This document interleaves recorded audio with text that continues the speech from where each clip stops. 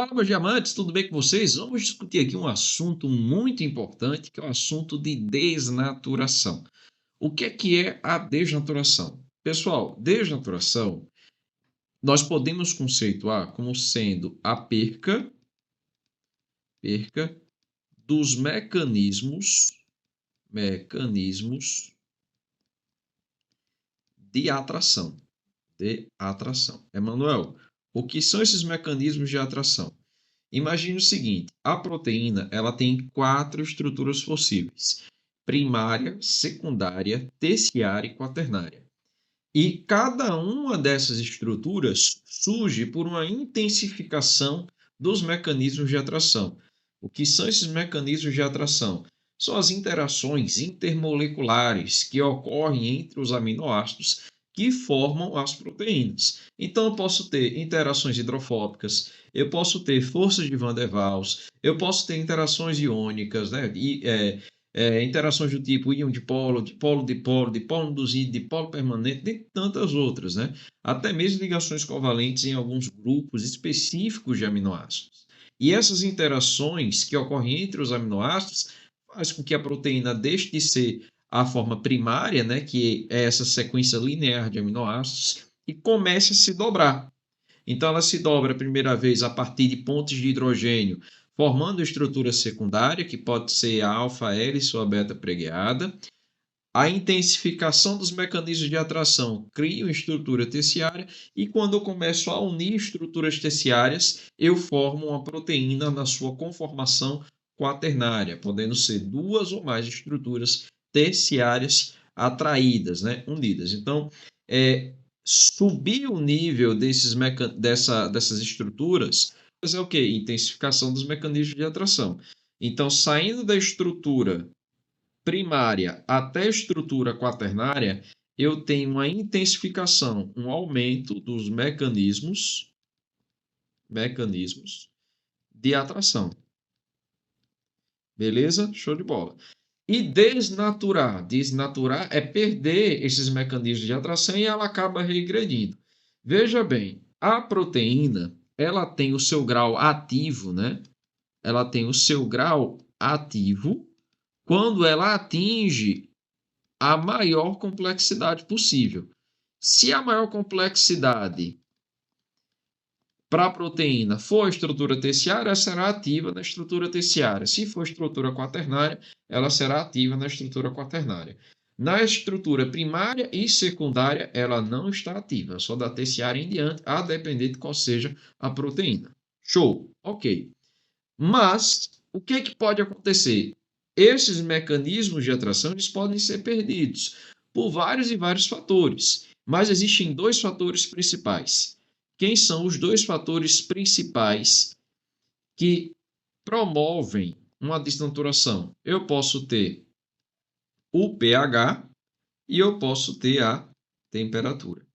Emanuel, mas como é que o pH interfere nos mecanismos de atração? Simples, ele altera o comportamento iônico dessa substância, ele altera o comportamento, ele altera as interações iônicas entre os aminoácidos. Como assim? As interações iônicas. Observe isso daqui. Eu tenho 2 aminoácidos que estão realizando uma interação. Note bem, aqui eu só desenhei o grupo carboxílico, né, de 1. Observe que era para ter um hidrogênio sendo representado aqui e ele não está. Como o hidrogênio ele só tem um próton, a gente pode dizer que esse ácido carboxílico que perdeu o hidrogênio, ele está no seu estado desprotonado. Enquanto esse grupo amina, que deveria ter apenas 2 hidrogênios, está com 3, eu digo que ele está protonado. Beleza. Veja o seguinte, olha como isso aqui é importante. Eu tenho uma carga negativa em um aminoácido e uma carga positiva em outro aminoácido. Emanuel, o que vai acontecer? A interação de um com o outro. Eles vão interagir. Porém, se de repente eu aumento, ou melhor, eu diminuo o pH, diminuindo o pH, eu aumento a disponibilidade de íons H+ no meio. E esses íons H+, pelo fato de ter uma carga positiva, o que eles vão fazer? Eles vão justamente se encaixar nessa região do ácido carboxílico que estava desprotonado, ele vai se protonar. Quando isso acontecer, eu perco essa atração entre essas duas extremidades dos aminoácidos. Então, eu perco a conformação estrutural. A mesma coisa aconteceria se, ao invés de diminuir o pH, eu aumentasse. Se eu aumento o pH, se eu aumento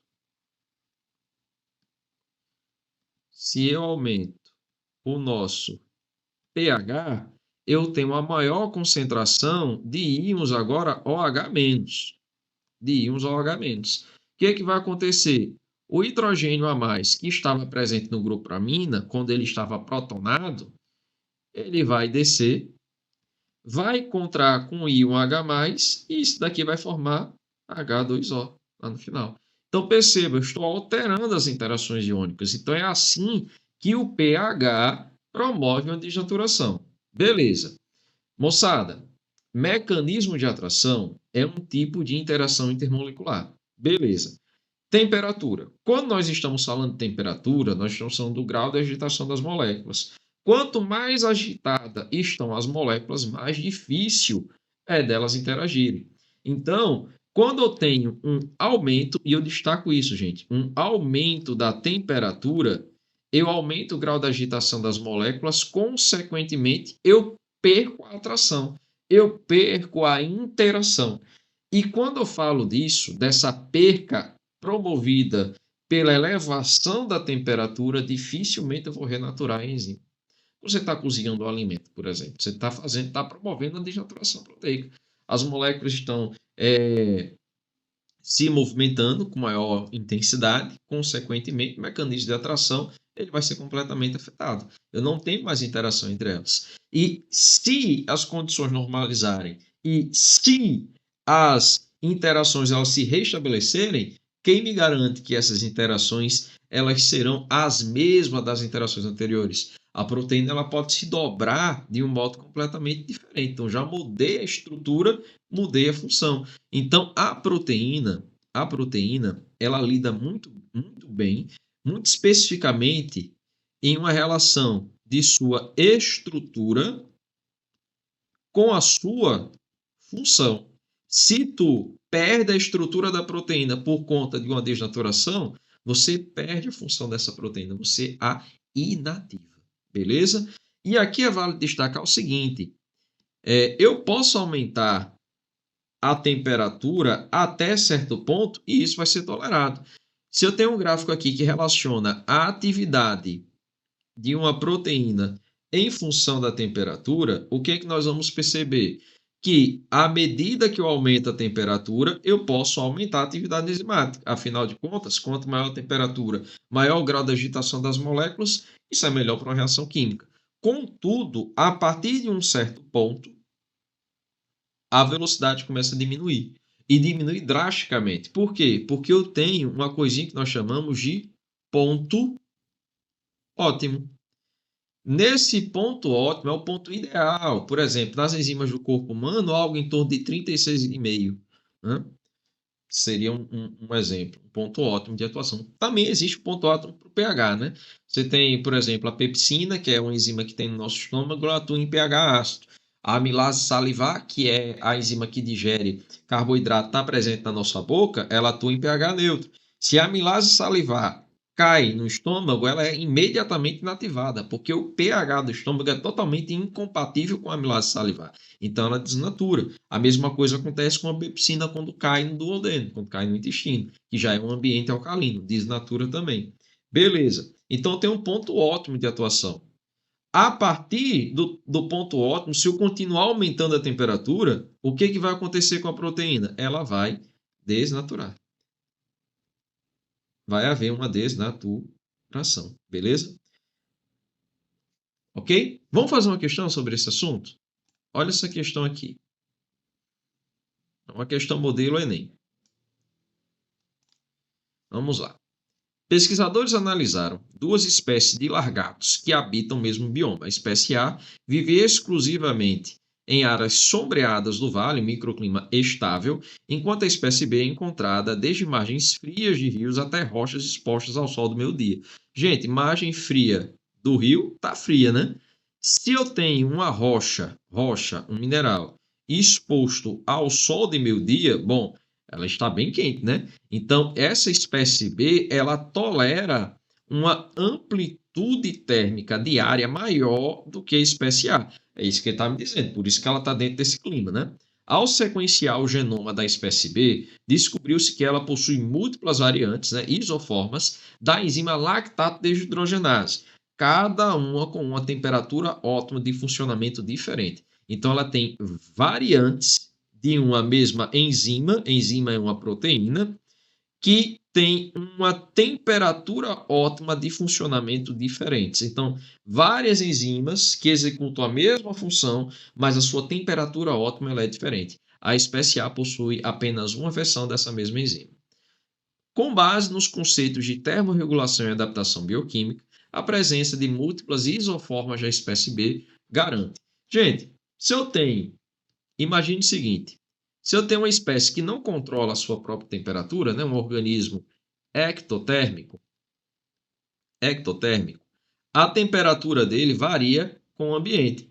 Então, é de se esperar que eu tenha a atividade enzimática em função da temperatura, eu tenha várias enzimas que executam a mesma função, mas com diferentes temperaturas ótimas. Para quê? Para garantir o metabolismo, tá? Beleza. Então, essa característica da espécie B, ela lhe confere o quê? Produção de calor metabólico constante. Ela não tem uma produção de calor metabólico constante, ela não controla a própria temperatura do corpo. Não pode ser a letra A. Letra B, atividade celular a diferentes temperaturas ambientais. Estou garantindo a atividade celular, já que eu tenho uma grande faixa, né, uma grande diversidade de temperaturas e ponto ótimo de atuação. Então, provavelmente, a letra B deve ser o nosso gabarito. Vamos ver a letra C. Isolamento térmico do citoplasma celular. Eu não estou falando de uma estrutura que isole o citoplasma da temperatura ou das variações térmicas. Se o organismo ele é um organismo ectotérmico, então ele vai sofrer com as oscilações da temperatura ao longo do dia, né? Então, não pode ser a letra C. Gente, quando a gente fala, aqui só fazendo mais um parênteses, tá? Quando eu falo de organismo endotérmico, só tem dois, aves e mamíferos. Meu irmão, não é ave nem mamífero, então está sujeito às condições do ambiente. Então é um ectotérmico, beleza? Letra D, aceleração de mutações durante estresse térmico. Gente, eu estou falando de mutação, nem de DNA estou falando de atividade enzimática. Não pode ser a letra D. E a letra E, proteção do DNA contra altas temperaturas. Não estou nem falando de ácido nucleico. Gabarito da questão só pode ser a letra B, atividade celular em diferentes temperaturas ambientais. Se esse vídeo foi útil para você e te esclarecia a respeito de como é que funciona essa questão da desnaturação, não esquece de me seguir lá no Instagram, @profemanuel, e de deixar o seu like e o seu comentário no vídeo, inclusive até mesmo se tiver uma dúvida, ok? Para mim é sempre um prazer inenarrável estar podendo te ajudar a realizar os seus sonhos. Um grande abraço e até a próxima.